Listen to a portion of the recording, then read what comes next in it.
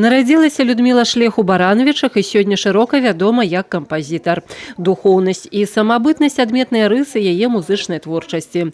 Ужо ў сталым узросце Людмила Карпаўна пачала маляваць.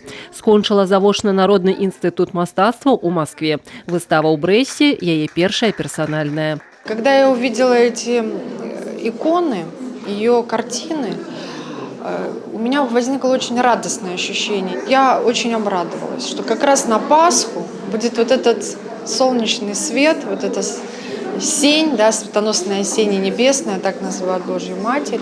Вот этот свет, который нам необходим сейчас. Для самой мастачкі напісанне іконы – гэта малітва. З падзякай і добрай сціпласцю прымае свой талент і, як належыць, намагаецца яго памножыць і рэалізаваць.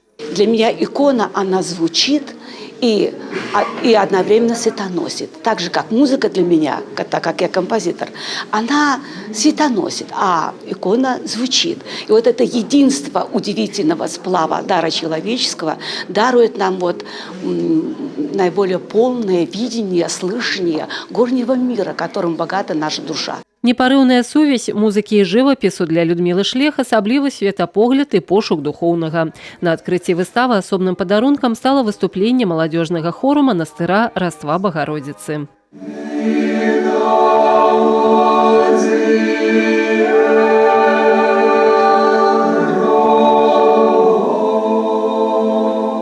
Музыкальность ее икон в том, как ярко выстроена палитра целого.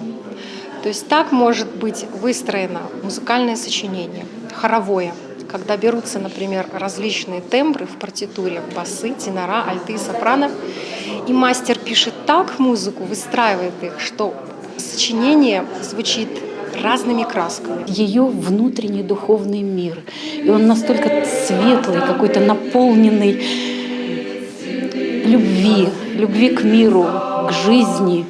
И это очень передается. Адкрыта выстава Людмилы Шлех у музеі выратаваных каштоўнасцяў да 16 чэрвеня. Вераніка Якавец, Тыгран Акапян, тэлерадыёкампанія «Брэст».